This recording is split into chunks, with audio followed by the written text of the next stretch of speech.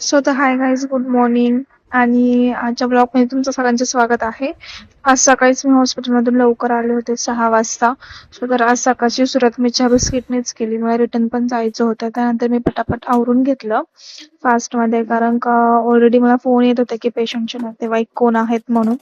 So तर मग blood टेस्टसाठी वगैरे पण जायचं होतं खाली आईंना घेऊन. मग त्या एकट्याच होत्या वॉर्डमध्ये. सो तर मी पटापट आवरून वगैरे घेतलं.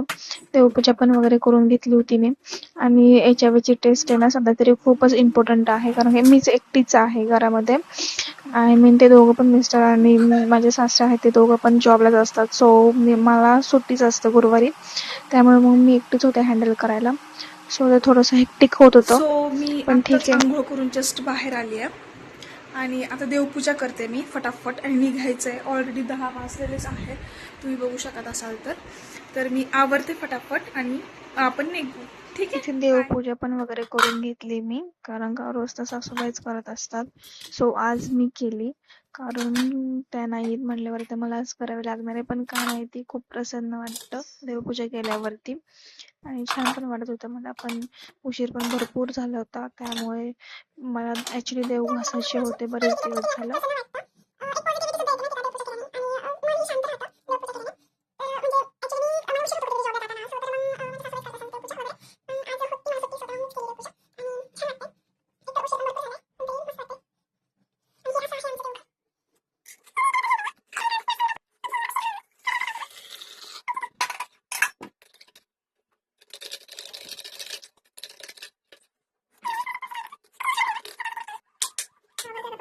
खूप उशीर झाला ऑलरेडी, लवकर निघायचं होतं, पण ठीक आहे.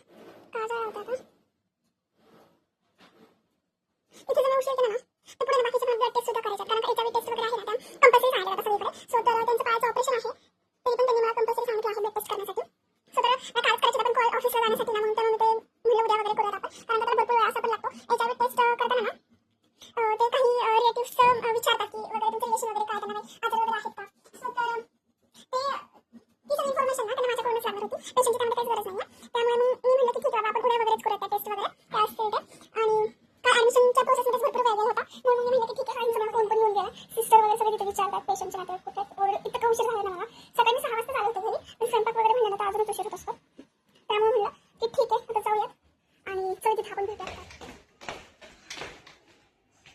सो निघाली मी आता. ऊन पण खूपच होतं बरंच, त्यामुळे फास्ट आणि ट्रॅफिक पण खूप लागतं ह्या टायमिंगला. नेमकी मी 10-10:30 वाजता निघाले होते. सो तर मी पोहोचले इथं फायनली नवले हॉस्पिटलला. त्यानंतर